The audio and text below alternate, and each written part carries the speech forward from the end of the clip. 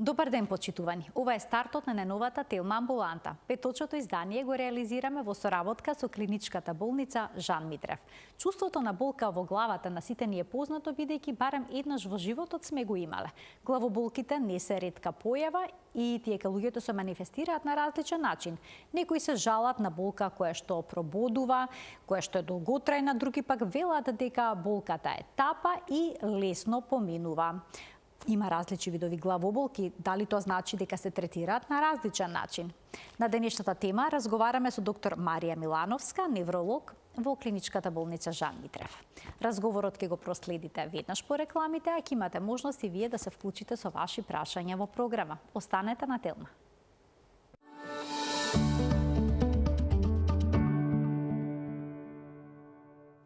Сите имаме доживеано главоболка. Може да се каже дека тоа е универзално искуство.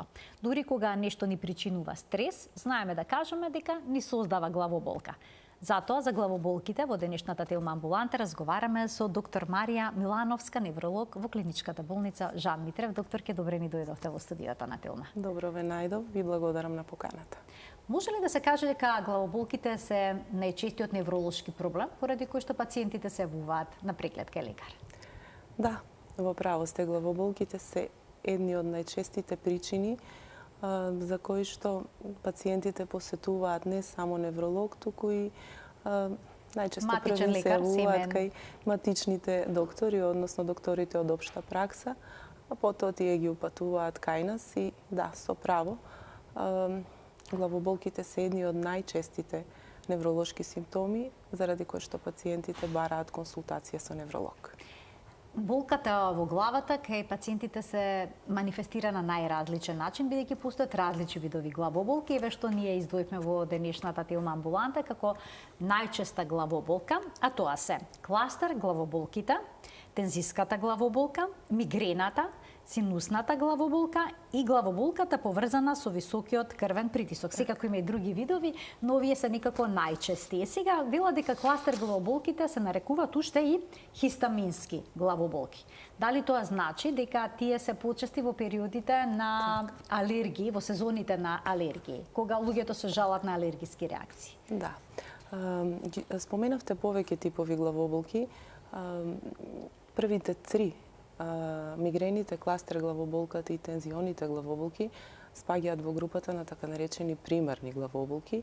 Сите останати се секундарни и се предизвикани од некои други состојби кои што се случуваат на ниво на системски, на ниво на организмот. Кластер главоболките се специфични по својата клиничка манифестација и атрактивноста на клиничката слика, меѓутоа од групата на примарни главоболки, кластер главоболките се најретки. Најчесто застапени се тензионите и мигренозните главоболки. Кластер главоболките или хортоновите главоболки или така наречените хистамински главоболки се главоболки кои што се јавуваат предоминантно кај машката популација, најчесто кај помлади мажи на возраст од 25 до 45 години и се верува дека главниот етиолошки фактор за појавата на овие главоболки е ексцесивното консумирање на никотин и алкохол. Тие се карактеризираат со одреден периодицитет на појавување, најчесто се јавуваат во пролетните и есенските периоди од годината, и најверојатно нивната зголемена појава во тој период од годината е поврзана со алергиските реакции, кои што се карактеризираат со зголемено излачување на медиатори на воспалителните процеси, како што се хистамините. Меѓутоа, не би можеле да ја обвиниме само хистаминската реакција за појава на кластера главоболката, затоа што незиниот механизам на развој, етиопатогенетски механизам, е многу комплексен и се уште недоволно јасен. Она што досега се знае дека во инволвираноста на појавување на кластер главоболките најчесто се обвинува така наречената тригеминоваскуларна патологија, односно инволвираноста на тригеминалниот нерв, кој што е всушност главниот кранијален нерв одговорен за чувство на болни сензации, како на главата, така и на лицето. Значи, тука има некоја поврзаност. Да. Докторке, како изгледа оваа главоболка? Кој дел од главата всушност, на кој дел од главата најинтензивно се чувствува? Так. Кластер главоболката е кај мажите е пандан на мигренозната главоболка кај жените, односно се јавува на едната страна од главата, најчесто во 99% од случаите ја зафатена едната половина на главата, меѓутоа не во смисла на хемикранија, односно зафаќање на целата една хемисфера, туку болката е повеќе локализирана во пределот на окото и позади окото, значи орбитално и ретроорбитално. Главоболките се јавуваат во групи, односно во налети, кои што траат од 15 на минути до 3 часа, помеѓу кои што има период на ремисија каде што пациентите се без болка и после тоа повторно се појавува главоболката. Се карактеризираат со многу интензивни болки, најчесто во или позади окото, во вид на прободување, во вид на пациентите ги опишуваат како многу интензивни, дотогаш недоживеани болки. Дури в жаргонски знаат да кажат ми доаѓа да си ја удрам главата од зид или да си го искорнам окото. Ретроградно врз основа на тоа можете да сватите за каков тип на болка се работи. Колку силна болка е тоа? Многу интензивна, една од најинтензивните болки што медицината ги познава. До тој степен го нарушува квалитетот на животот што во налетот на најсилната главоболка некои од пациентите може да помислат и да посегнат по својот живот. Се јавува преку ден или може да се јави за време на сонот? Може да се јави и за време на сонот и карактеристика на овие главоболки е тоа што ги будат пациентите од сон. Тие најнормално ќе легнат, ќе потонат во сон и во првите 2 часа од спиењето ќе ги разбуди многу интензивна главоболка, која што се карактеризира со така наречен немир. Пациентите шетаат од соба во соба, од еден крај на собата во друг, притискајќи го окото, очајнички обидувајќи се да најдат решение за својата болка. Споминавте дека болката се јавува во налети и помеѓу нападите на болка има ремисија, односно период на смиреност. Но може ли кај некои лица овој период на ремисија да отсуствува? Може. Кај така наречените главоболки од хроничен карактер, односно хроничните кластер главоболки, кои што за среќа се изворедно ретки, може да постои еден долг период во трајање од 12 месеци и повеќе, каде што главоболката е перзистентна и е присутна секој ден во животот на пациентот. И сега како се лекуваат овие главоболки? Третманот на кластер главоболките, односно на хортоновите хистамински невралгии, е сличен на третманот на мигренозните главоболки. Сите лекови кои што ги даваме во процесот на третман на мигрената се користат и кај кластер главоболките. Тоа се лекови од групата на триптаните и дихидроерготаминските препарати. Со тоа што морам да напоменам дека лековите кои што се користат во третман на кластер главоболката имаат многу помал ефект во смирување на главоболката во однос на мигренозните главоболки. Со многу помал учинок се прават обиди за третман на пациентите со високи дози на кислород, односно хипербарни комори, кои што знаат да го смират болниот процес многу повеќе во споредба со медикаментозната терапија. А постои ли некаква терапија која што може да се даде за да се спречи појавата на овој тип на главоболка? Превентивната терапија во третманот на кластер главоболката е исто така со мали резултати.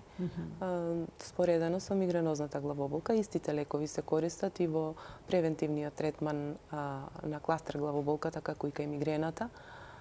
Да, може да се проба во состојба кога е пациентот во ремисија да се отпочне со така наречен превентивен третман на појава на кластер главоболките.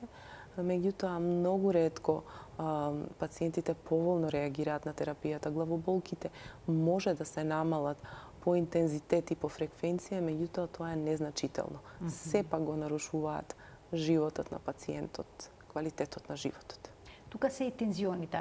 Така. Главоболки. Како пак тие изгледаат? На каков начин лицата кои што имаат ваков тип на главоболки ја опишуваат болката во главата? Тензионите главоболки можам да кажам дека се секојдневие во нашата пракса. Не постои човек на планетата Земја, може би со ретки исклучоци, што барем еднаш не почувствувал таков тип на главоболка.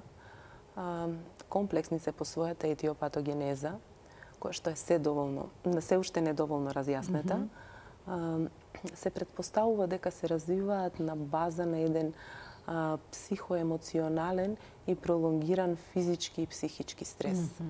Најчесто како етиолошки фактор се обвинува континуираната пролонгирана контракција, односно вкочанетост на вратната и окципиталната, односно мускулатурата на скалпот, која што доведува до чувство на притисок, односно стегање на главата. Пациентите најчесто опишуваат како да ми е главата во обрач, како да ми ја стега нешто.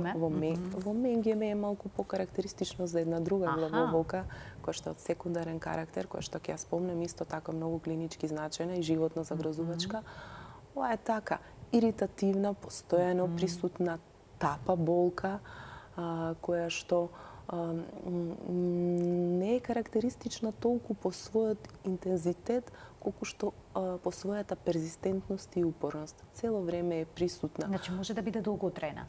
Најчесто е од хроничен карактер, со пократки епизоди на ремисија, во кои што интензитетот на главоболката доволно ќе се намали за да пациентите може да функционираат и да ги извршуваат секојдневните обврски, но таа е секогаш тука присутна да ги потсети дека не е замината и дека на следниот налет на било каков поинтензивен физички стрес, например долги часови работа пред компјутер во принудна положба, интензивен емоционален стрес, може повторно да ескалираат и да ја зголемат својата јачина. Може ли да се смират со терапија? Терапевскиот пристап е мултидисциплинарен. Најчесто се користат лекови кои што се по своите карактеристики аналгетици, значи класичната аналгетска терапија може да ги ублажи симптомите на тензионата главоболка, но таа представува меч со две острици. Обично најлесен начин и наедноставен на пациентите им наутро пред да го почнат денот да земат таблета и да продолжат со своите активности. Ако тоа се случува секојдневно подолг временски период, истата таа тензиона главоболка може да се трансформира во една рефрактерна главоболка која што е предизвикана од преголема употреба на лекови, така наречена medication overused headache, значи главоболка предизвикана. Значи самите лекови може да лековите против болка всушност да предизвикаат главоболка.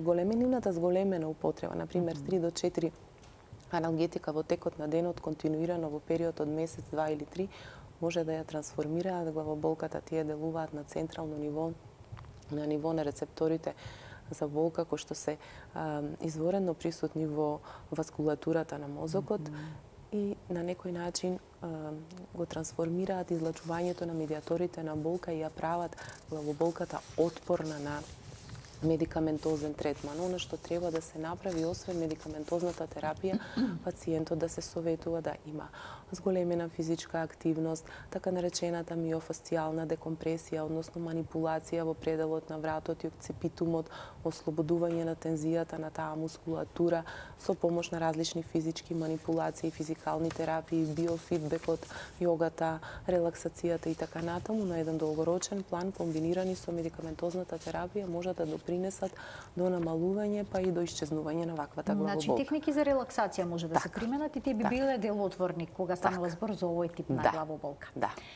Одиме на следната која што ние денеска наред да ја разгледаме, а тоа се мигрените. Оние кои што страдаат од мигрени велат дека тоа е многу повеќе од главоболка. Сега кој најчесто страда? Секогаш се жените? Споминавте дека кластер главоболките се покарактеристични за мажите, но во овој случај кој е најзасегнат? Така. Дефинитивно една од најатрактивните главоболки кога станува збори за клиничка слика и за процентуална застапеност и за преваленција. Мигрената не ги поштедува ниту мажите, присутна е и кај мажите, меѓутоа преваленцијата на мигрената е поголема кај жените. од проста причина што дел од мигренозните атаки се хормонално условени и мигрената кај жените почесто се јавува непосредно пред, за време и непосредно по завршувањето на месечниот циклус.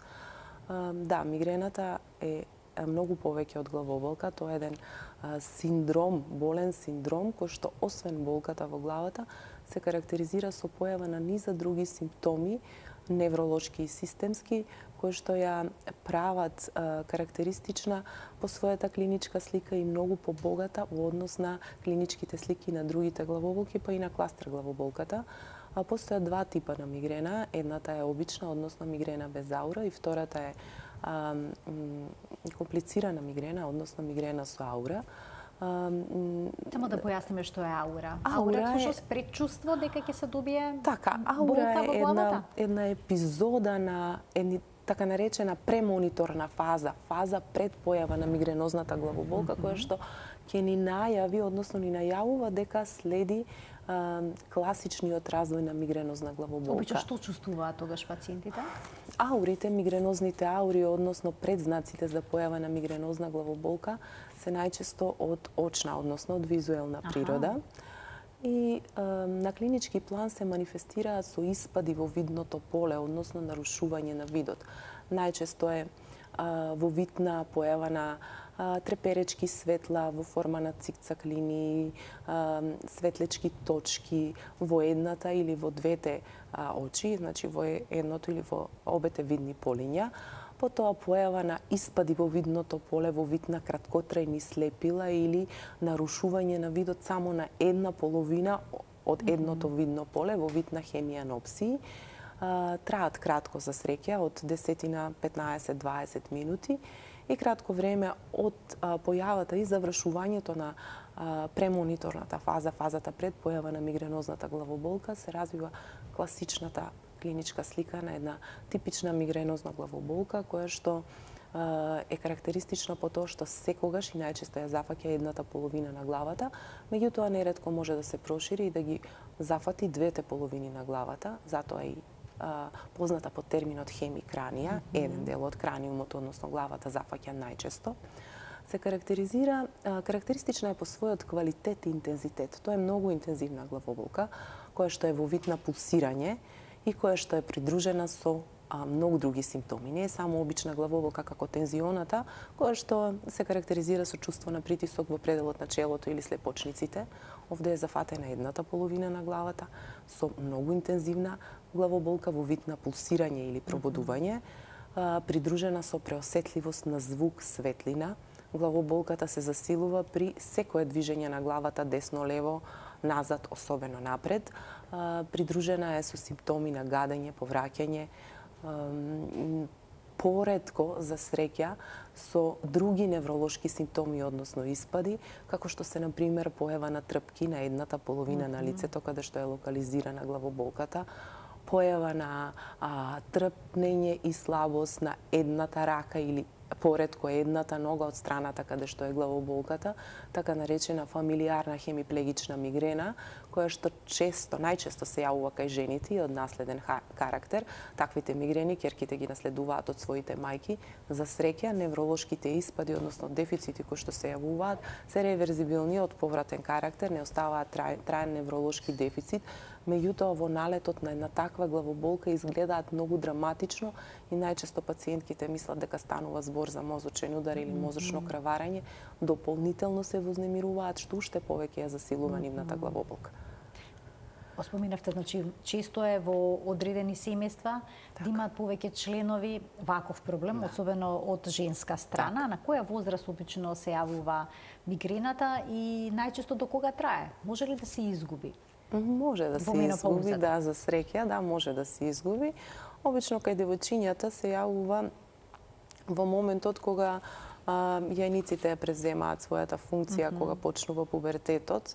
За среќа не кај сите во адолесцентската возраст, за среќа не кај сите, односно кај тие девојчиња чии што мајки пателе или се уште патат од мигрена. пикот го достигнува во текот на најинтензивниот интелектуален период, кога една жена е растргната помеѓу врските дома на работа, кога треба да постигне да биде еднакво добра и во приватниот и во професионалниот аспект од својот живот. Меѓутоа, со стимнување на функцијата на овариумите, односно јајниците, мигренозната главоболка може да исчезне, поретко се случува, меѓутоа кога ќе настапи тој период на менопауза, мигренозните главоболки може се уште да бидат присутни, меѓутоа се многу поретки и помалку интензивни по својот карактер во однос на тоа што се случувало додека жената била во репродуктивен период. Колку често може да се явуваат мигренозните главоболки? Мигренозната главоболка многу зависи од психопрофилот на личноста. Мигрената не се јавува кај луѓе кои што по својата психоструктура се флегматици. Обично се јавува кај жени и кај мажи кои што се преемотивни, пресензитивни, перфекционисти. Така, има една кога зборуваме за мигрена, зборуваме за мигренозен карактер на личноста. Екстремно сензитивни, перфекционисти, луѓе кои што сакаат да постигнат се во животот без разлика на тоа колку. Значи, мигрената има и свои карактерни особини. Врзана е за одреден карактер. Врзана е за одреден карактер на личноста. И се зависи од тоа како во одредени ситуации таа личност ќе реагира на одредена нокса, на одредена дразба, која што во моментот ќе се појави како предизвик, како животен предизвик. И најверојатно она што и моето искуство го зборува, а и личното искуство, затоа што и самата патам од мигренозни главоболки, па е многу полесно да зборувам од тој аспект, е дека се што во животот ќе прифатите многу пофлексибилно и многу полесно, затоа што мигрената многу често се јавува на база на стрес. Било да е тоа физички или емоционален стрес. Под стрес овде подразбирам и лишувањето од навремено земање оброк, односно јадење. Значи се може да биде стрес, се може да биде стрес. Дури среќен, убав настан понекогаш може да биде стрес. Интензивна емоционална реакција, било да е позитивна или негативна, може да предизвика мигренозна главоболка. Значи секој е важно да си ги открие своите тригер фактори, да знае што точно му ја предизвикува мигрената. Советувате ли да прават лицата кои што имаат мигрена некаков дневник за главоболки, да следат што правеле тој ден за да направат анализа? За да си ја спознаат. И да откријат што може би стои зад овој проблем. Обично кога прв пат ќе се јават во ординација и ќе се пожалат дека имаат главоболка која што по своите карактеристики наликува на мигренозна главоболка, пожелно е да водат така наречен дневник на мигрена, во кој што ќе ги запишуваат пред се фреквенциите на појава на мигрената, колку пати во текот на неделата или во текот на месецот се појавува таквата главоболка, колку долго трае, што ја провоцира, дали била придружена со гадење и повраќање и колкав бил нејзиниот интензитет. На скалата од 1 до 10 се оценува јачината на главоболката. Овде мора да се обрати внимание, пак ќе кажам, на хигиено-диететскиот режим, на временото земање храна и пиењето течности, квалитетот на сонот исто така многу битен, консумирањето на алкохол, никотинот, ексцесивните дози на алкохол и зголемениот број на испушени цигари, никотинот како вазоконстриктор, односно стегач на крвните садови, е еден од најчестите тригер фактори за појава на мигренозна главоболка во комбинација со други стресогени фактори, како што се секојдневниот стрес на работа, дома, лишувањето од сон, ненавременото земање оброк, недоволно пиење вода и така натаму. Некои лица што имаат мигрена велат дека со ништо не може да им се смири главоболката или пак делумно ја смируваат, други пак велат дека со еден парацетамол го решаваат проблемот. Решение е парацетамолот или лековите кои што содржат кофеин? Така. Па тоа се тие пациенти со мигрена кои што поминуваат со парацетамол, што научиле како да ги менаџираат своите емоции и животни настани. Да, класичните аналгетици може да помогнат во смирување на една мигренозна атака во период кога се работи за една мигренозна главоболка која што е ретка, која што, например, се јавува еднаш или два пати годишно и за која што може би сме свесни дека ќе настане и на време ќе земеме аналгетик. Суштината на правилниот третман и на тој така наречен абортивен пристап во прекинот на мигренозната главоболка е навременото земање на терапијата. Во моментот кога пациентот, односно пациентката ќе почувствува дека почнува една навидум лесна главоболка која што иницијалниот почеток го има во задниот дел на черепот, во окципиталниот, и таа полека се шири, и како што се шири по површината на главата го зголемува и својот интензитет, тоа е веќе доволен аларм дека ние треба да земеме некој аналгетик. Да не се чека. Не треба да се чека, главоболката нема да помине сама од себе, доколку и дозволите, таа ќе се развие во целиот свој сјај со сите придружни феномени, невролошки и автономни, вегетативни. И потоа и 3 таблети одеднаш да се напиете, ништо нема да постигнете. Значи, многу е важен тајмингот. Времето кога се зема аналгетикот. Така, штом ќе почувствуваат дека почнува да се развива мигренозна главоболка, превентивно веднаш треба да земат аналгетик, понекогаш во комбинација со некој миорелаксанс или бензодиазепин, витамини од групата С или Б, за да го смират и вегетативниот систем, нагоните на гадење, повраќање, вратоглавици и така натаму, за да можат што полесно да ја поминат и поднесат мигренозната атака. Кој што, значи, воопшто ова не е лесна состојба, го нарушува сериозно квалитетот на животот. И токму затоа денеска вака поголем простор оставивме за мигрените, ќе ги поканиме гледачите од овој момент да се вклучат во денешната Телма амбуланта со нивни прашања. Ние одиме на следната главоболка која што е денеска на ред за разгледување, тоа се синусните главоболки. Често пати кога сме настинати, кога сме болни и имаме воспаление на синусите, можеме да забележиме дека чувствуваме некаква форма на главоболка. Карактеристична ли е таа болка и како се разликува воспаление на синуси од главоболка предизвикана од синуси? Или тоа сето е, или пак сето тоа е поврзано? Појавата на орофарингеална патологија, да кажам, односно ринит или синузит, воспалување на носните ходници или синусите, редовно, без исклучок, е поврзано со појава на главоболка. Најчесто бактериските инфекции, бактериските ринити и синузити, воспалување на носните ходници и на синусите, се проследени со главоболка, која што е локализирана во најчесто во пределот околу очите, челото, слепоочниците, онаму каде што се анатомоморфолошки поставени и синусните шуплини во главата. Може да почне главоболката неколку дена порано пред комплетниот развој на клиничката слика од ринитот или синузитот, и по излекувањето на инфективниот агенс и ставање под контрола на таквата инфекција, главоболката може да перзистира уште недела-две. Но доколку главоболката е силна и е упорна, може ли сепак во позадина да стои друг проблем, да речеме да има лицето мигрена?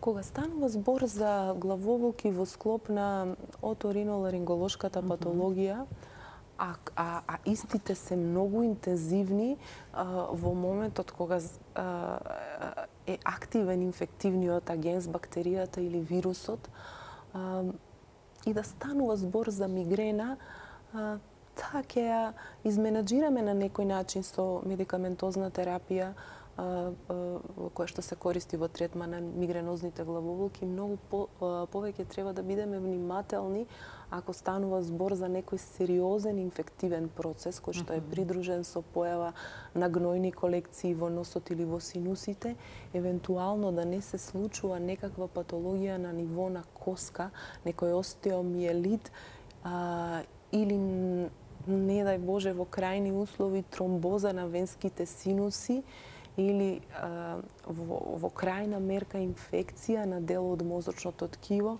затоа што тогаш сериозноста на клиничката слика и на пристапот и одговорноста на нас како како лекари е многу поголема затоа што пациентот може да се најде во животно загрозувачка состојба. Затоа е многу битно кај сите со примарните знаеме како тие и покрај тоа што се упорни и чести не се животно загрозувачки. Меѓутоа сите главоболки од секундарна природа, посебно тие што се во склоп на ОРЛ патологијата, може да бидат животно загрозувачки затоа што е многу близок со односот на тие лицеви структури кои што ги третираат оториноларинголозите и мозокот како ткиво. Се препорачува и таков и пристапот, барем мојот принцип на работа, во сите случаи кога се јавува таква главоболка да се направи неуроимиджинг диагностицирање на мозокот, дали со компјутерска томографија или магнетна резонанца, да се исклучат некои вакви компликации како што набедовте. Било какво жариште во мозочниот паренхим или во блиските структури кои што може да го загрозат мозокот по инфективен пат. Доколку нема вакви компликации, доколку се работи за обична синусна болка, дали да речеме терапијата со антибиотик би можела да помогне да смири болката? Да. Во моментот кога ќе се смири инфективниот процес, тоа е најчесто работа на оториноларинголозите, се сместивнува и главоболката. Таа е апсолутно од бенигнен карактер. И други помошни терапевски средства, не само од медикаментозен карактер, престојување во топла средина, инхалации, земање доволна количина течности може да помогнат во смирување на главоболката и нејзино побрзо заминување. Главоболка може да се јави поради покачен крвен притисок. Хипертензијата создава исто така специфична главоболка. На каков начин таа се манифестира? Една од најчестите, можам да кажам, главоболки од секундарен карактер е главоболката, значи која што е секундарно предизвикана од високи вредности на артерискиот крвен притисок. Обично станува збор за индивидуи кои што имаат малигни вредности на хипертензија, константно над 160 со 110 мм живин столб. Тие главоболки, освен со болката како симптом во главата, која што е најчесто дифузна и предоминантно субокципитално локализирана, значи во тилот и под тилот, се одлекуваат и со придружни невролошки симптоми, како што се вртоглавиците, несвестици. Да, несвестици, гадење, нагорна повраќање, проблеми со видот, заматен вид, појава на двоен вид, односно дупли слики, понекогаш ако вредностите на крвниот притисок се толку многу покачени, може да дојде и до нарушување на состојбата на свест на пациентот. Да се изгуби свест, значи? Да. Не да падне во кома, меѓутоа една лесна сомнолентно сопорозна состојба, прекоматозна состојба, ако тие вредности на артерискиот крвен притисок перзистираат неколку дена, може да се наруши состојбата на свест квалитативно. А ако има пациент од висок крвен притисок и потоа зема терапија која што брзо ќе му го спушти притисокот, во тој случај може да се јави главоболка? Тоа е животно загрозувачка состојба. Значи, кај еден човек кој што има вредности 180 со 120 милиметри живин столб крвен притисок, истиот мора да се обсервира, да биде во хоспитални услови. Апсолутно контраиндицирано е нагло спуштање на крвниот притисок, затоа што ќе дојде до нагла редистрибуција на крвта и страдање на мозокот за кислород, што може да предизвика исхемични процеси на ниво на мозочното ткиво. Не се препорачува нагло снижување на притисокот, туку полека, постепено одржување на притисокот на едни оптимални вредности, не на најниски, безбедни, меѓутоа нешто малку повисоко од она што е нормално, за да го прилагодиме метаболизмот и на мозокот на новонастанатата ситуација. Претпоставам дека овие главоболки се третираат на тој начин што треба да се регулира постепено. Ги испраќаме на кардиолог, па тој ги решава. Кога ќе се регулира тензијата, тогаш се намалува и се решава и главоболката. Обично притисокот е причина за главоболка, понекогаш морам да напоменам високите вредности на крвен притисок кај луѓе кои што се предиспонирани може да доведат до прскање на крвен сад, најчесто станува збор за руптура на аневризма во мозокот и појава на субарахноидално или интрацеребрално крварење. Тогаш се јавува таа главоболка во вид на стегање во менѓеме. На вистина една од најсилните, освен освен кластер главоболката, на толку интензивна главоболка која што ако се јавува во задната черепна јама, значи позади тилот, а комбинирана со анамнестички податок дека непосредно пред појавата на главоболката се констатирани високи вредности на артериски крвен притисок, веднаш треба да ни го запали алармот и да не упати на тоа дека станува збор за истна состојба и можеби хеморагија во мозокот. Доктор, ке обича кога ќе ни се јави главоболка, се јавува страв дека имаме некаков тумор во мозокот, дека имаме некаков сериозен проблем. Така. Па колку често туморот во мозокот е причина за главоболка или пак се тоа што го набројавме претходно е најприсутната причина за болките во главата?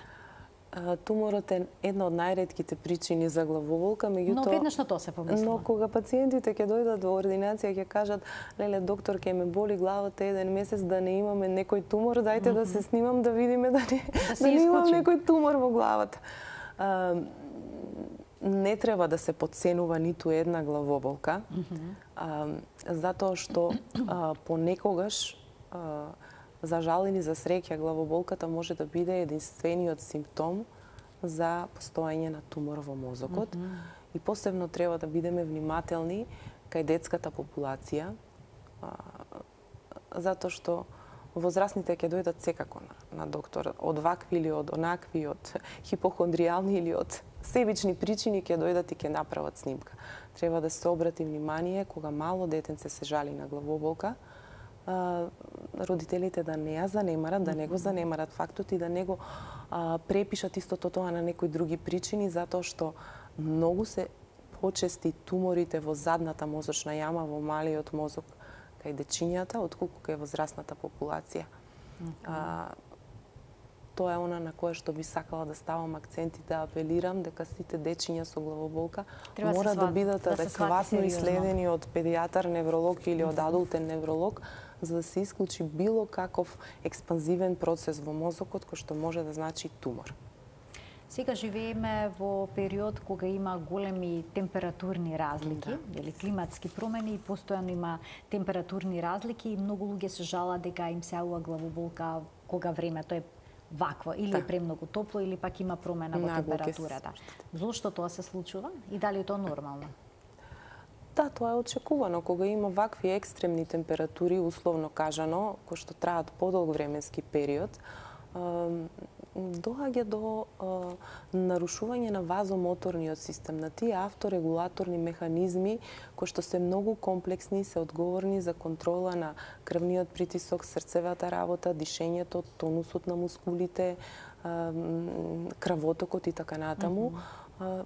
И да, тие може да предизвикаат главоболка, која што е често придружена со други симптоми, како што се вратоглавици, гадење, нагонна повраќање, понекогаш и синкопални манифестации, со краткотрајна загуба на свест и така натаму. Екстремно високите температури и нивното нагло намалување најчесто влијаат на крвниот притисок, на дисрегулација, односно дисбаланс на крвниот притисок, а тоа е една од причините за појава на симптоматски главоболки. Исто така, кога е висока температурата, препорачливо е да се земат течности. Да. Во случај да дојде до дехидратација, можно е да се јават главоболки? Да, главоболката. Специфични се тие по својот карактер?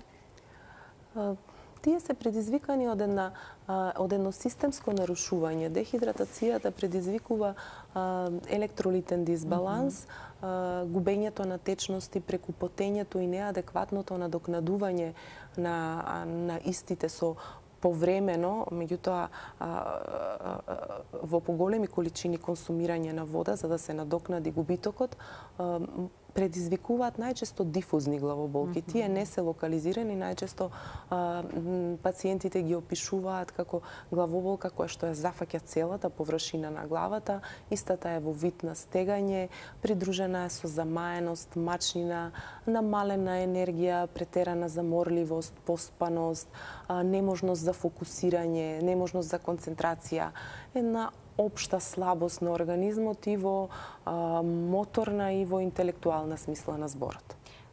Исто така се јавуваат спондилози, проблеми со рбетот, дали можат тие пак да придонесат за болки во главата? Тоа се така наречени цервикокранијални синдроми, односно главоболки, предизвикани како резултат на постоење на хронични проблеми на цервикалниот, односно вратниот дел на ребетниот столб. Посебно значајен е така наречениот атланто-окципитален спој, односно спојот помеѓу првиот вратен пршлен, односно атласот, и окципитумот, односно тилната коска, каде што всушност краниумот се спојува со вратот. Сите тие дегенеративни промени на вратниот дел на ребетниот столб може да бидат секундарна причина за појава на не само на главоболка, туку и болки во вратот, чувство на вкочанетост на вратната и на мускулатурата на скалпот, чувство на стегање на мускулите и на лицето и на черепот, кои што се често пати придружени со главоболки. А имаме гледач, добив знак, ќе го вклучиме во програма. Добар ден.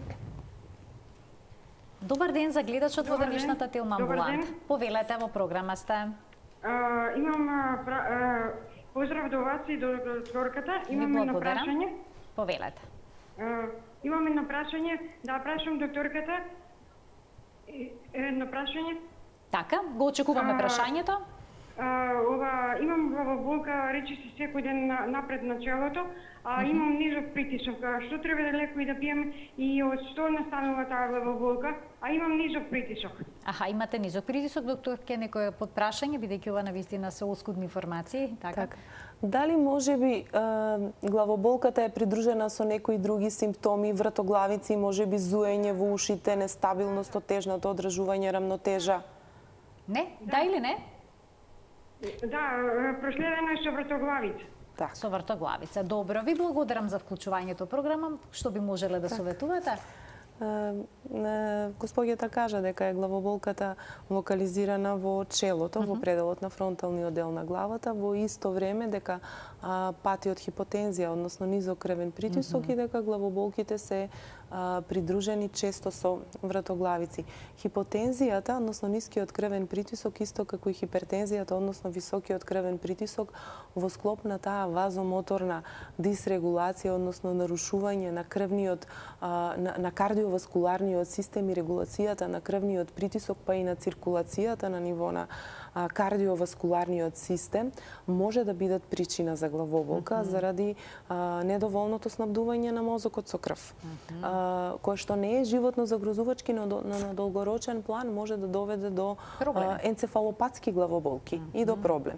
Од друга страна, госпоѓата спомна дека има вратоглавици во склоп на една хронична главоболка, која што е предоминантно локализирана во пределот на челото, а е придружена со вратоглавици, мора да помислиме на некои процеси кои што можеби се случуваат на ниво на вратниот дел на ребетниот столб, она што пред малку го спомнавме, дека хроничните спондилозни промени на вратот и другите невродегенеративни нарушувања на вратниот дел на ребетниот столб во комбинација со нарушување на центарот за рамнотежа во средното и внатрешното уво може да бидат причина за едни секојдневни главоболки. Би препорачала на пациентката поголем внес на течност и можеби дискретно зголемување на солта во исхраната, физичка активност, раздвижување со цел да го поттикне васкуларното корито да носи повеќе крв низ организмот и на тој начин да ги покачи вредностите на артерискиот крвен притисок. Значи ова е начин да се регулира крвниот притисок и да се реши нејзиниот проблем, да го вклучиме и следниот гледач. Добар ден. Ало? Повелете, во програма сте. Ало, во програма си? Да, во програма сте, повелете. Само ќе ве замолам што побрзо да го поставите прашањето, бидејќи сме пред самиот крај на денешната емисија. Повелете. Го поставувам пред... И ќе ве... Така. Следете го разговорот во слушалката, намалите го тонот на телевизорот, доколку сакате успешно да комуницираме. Значи, разговорот да се следи преку слушалката и ќе ве замолам да побрзате, бидејќи нема да има време да добиете одговор. Ало, ве разбрав. Така, повелете. Дали сум јас на линија? Да, вие сте во програма, повелете. Јас сакам да ја прашам докторката, за време на ковидот, мојот син доби од кластер главоболка. И тој беше фатен со короната и имаше ужасни главоболки. Ве молам, од тогаш му поминаа со едни спрејови, порачавме од Словенија, му дојде кога осеќаше дека ќе го фати, прскаше и од тогаш еде колку 2 години и нешто, не го има фатено главата. Дали тоа значи дека нема повеќе да го фати? Така, ви благодарам за вклучувањето во програма. Повелете, докторке. Кластер главоболката е типична главоболка, за жал, најчесто за цел живот. Од друга страна, за среќа, слушнавме дека ремисијата, односно периодот на отсуство на главоболка е одличен, долг, 2 години, е без кластер главоболка. Господјата спомна дека станува збор за некои лекови во форма на спрејови. Ги има и кај нас, тоа не е некоја непознаница во неврологијата. Тоа се најчесто лекови од типот на триптани, кои што многу побрзо се ресорбираат системски во организмот и многу побрзо делуваат за разлика од таблетите. И одлично, штом нема 2 години главоболка, тоа е одличен податок, меѓутоа не може никој да гарантира дека истата таа главоболка во одредени услови, во одредени околности нема да се повторно да се појави. Господјата го спомна ковидот како деклаширачки, како тригер фактор, кој што беше огромен стрес за сите на планетата Земја. Може би тоа било причина за иницијација на појава и на развој на кластер главоболка, која што при налет на некој можеби сличен ваков стрес индивидуално за пациентот нема повторно да доведе до појава на кластер главоболка. Еднаш појавената кластер главоболка, без разлика на тоа колку се долги ремисиите, односно периодите, отсуствата на главоболка, може ненадејно да се појави во било кој период од животот. Докторке, имаш уште низ прашања на кои што можевме да дадеме одговор, но времето на денешната Телма амбуланта тука го заокружуваме. Ви благодарам за гостувањето во денешната емисија. Секако постои секогаш простор за уште едно гостување да се разјаснат уште ни за други дилеми поврзани со овој чест проблем како што се главоболките. Ви благодарам, задоволство е да се разговара со вас секогаш. Почитувани, ова беше се во денешната Телма амбуланта. Гостинка ни беше доктор Марија Милановска, невролог. И ова беше уште една емисија, реализирана во соработка со клиничката болница Жан Митрев. Ви благодарам за вниманието со кое што не следевте и ви посакувам пријатен ден.